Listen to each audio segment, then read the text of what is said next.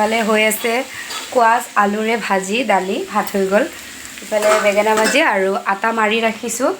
আটা সেইটো মাৰি পেলাই হেল্ল' এভৰিৱান গুড মৰ্ণিং কি খবৰ আপোনালোকৰ ভালনে সকলোৰে আশা কৰিছোঁ আপোনালোক সকলোৱে ভালে আছে আৰু আমিও ভালে আছোঁ আৰু এয়া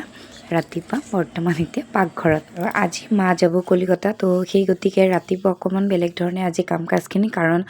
মাক ৰুটি দিব লাগিব ৰুটিৰ লগত ভাজি দি দিম আৰু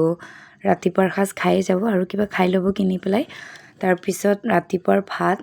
বেঙেনা ভাজি আৰু দালি আৰু এখন ভাজি কৰিছিলোঁ তো ডাঙৰ বাবু আৰু সৰু বাবু মোৰ মাৰ লগত থৈ যাম তো ডাঙৰ বাবুক বুজাই দিলোঁ সি অলপ কান্দিছিলে তো সৰু বাবুটো টোপনিয়ে গ'ল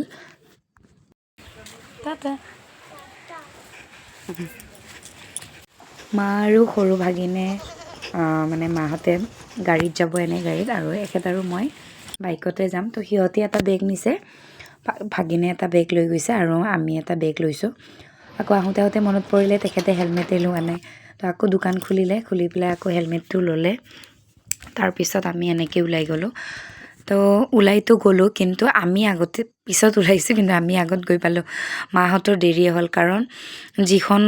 যিখন গাড়ীত গ'ল সেই গাড়ীৰ ল'ৰাটোৱে ভালদৰে নাজানে তো কিবা উল্টা পুল্টা ৰাস্তাৰে নিছে তো দেৰি হৈ গ'ল তো মায়ে মাত্ৰ গৈ ট্ৰেইনত বহিছে আৰু 5 মিনিট পিছতে এৰি দিছে তো ওলাইছিলোঁতো ঠিক টাইমতে কিন্তু আমিতো পূৰা ঠিক টাইমত গৈ পালোঁ কিন্তু মাহঁতৰহে মানে দেৰি হৈ গ'ল আৰু যি হয় আৰু মানে এনেকুৱা এটা কিবা হ'বলগীয়া আছিলে তো সেয়ে আৰু যি হওক ভগৱানকৈ পালোঁ তো মাক ধুনীয়াকৈ উঠাই মেলি দিলোঁ আৰু এইখিনিতো চাগে চিনি পোৱাসকলে চিনি পাইছে যিখিনি লাখটকীয়া সেইখিনি আৰু অলপমান ভাবিলোঁ ভিডিঅ' কৰি দিওঁ আৰু এতিয়া ষ্টেচনৰ পিছফালেৰে আমি গৈছোঁ পালোহি ষ্টেচন তো মাহঁততো ইফালে আহিয়ে পোৱা নাই আকৌ এখেতে মোক এক জেগাত বহাই এইখিনি মানে ট্ৰেইন যিখিনিত মাৰ ছিট আৰু তো সেইখিনিৰ ওচৰতে মই অলপ সময় বহিলোঁ তো আহি পালে মাহঁতে তো মাতো পূৰা একদম নাৰ্ভাছ হৈ গৈছে মানে ভাবিছে ছোৱালীৰ ঘৰত যদি যাব নোৱাৰে তো যি হওক তেনেকুৱা কথা নহয় বাৰু কাৰণ সময়মতে বস্তুবোৰ নহ'লে ভয় লাগি যায় তো যি হওক মা গৈ আছে আৰু মাক টাটা দিলোঁ আৰু ধুনীয়াকৈ তাৰপিছত আমি আকৌ এতিয়া ঘৰলৈ উভতি আহিম তো সেয়া আহি আছোঁ তো ভাগিনী সি আকৌ সিফালেৰে ওলাই গ'ল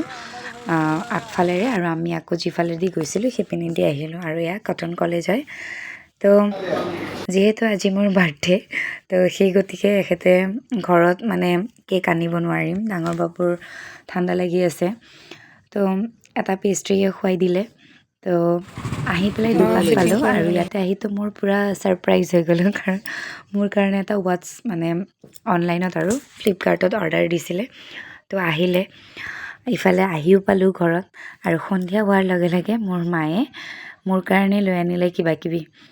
কিবি বুলিবলৈ কেক আনিব কৈছিলে মই মানা কৰিছোঁ কাৰণ মাহঁতো নাই ভাল নালাগে আৰু যিহেতু বাবুৱে খাব নোৱাৰে মই সেইকাৰণে হাক দিলোঁ তো ইফালে মায়ে লৈ আনিছিলে পায়স বনাই মোৰ কাৰণে সঁচাকৈ খাবলৈ বহুত ধুনীয়া আহিছিলে ভিডিঅ'টোৰ জৰিয়তে মাক থেংক ইউ কৈছোঁ দেই মায়ে সঁচাকৈ মোৰ কাৰণে বহুত কিবা কৰে আৰু ইফালে তো ভণ্টিজনী কৈ আছিলে খুৰীয়েতো মোক আগতে কোৱা নাই ক'লেতো মই কেক এটা লৈ আহিলোঁহেঁতেন মই কৈছোঁ নালাগে কাৰণ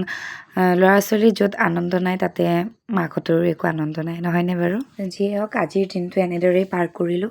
আৰু ডাঙৰ বাবুৰ অকণমান গাটো বেয়া কাৰণ তাৰ কাহ হ'লে মানে কফটো বুকুত থাকে সি পেলাবও নোৱাৰে তো একদম পূৰা কণ্টিনিউ নিবুলাইজ কৰাই আছোঁ তো সেই গতিকে এইবোৰ হৈ থাকিলে এইবোৰ কৰিব মন নাযায় কেক চেক কাটিব যিয়ে হওক আজিৰ দিনটো খুব এটা ভাল দিন বহুত ভালদৰে পাৰ কৰিলোঁ তাৰ বাবে ভগৱানক ধন্যবাদ জনাব বিচাৰোঁ লগতে মোৰ লগত যিসকল মানুহ জড়িত সকলোকে থেংক ইউ আৰু আজিৰ দিনটো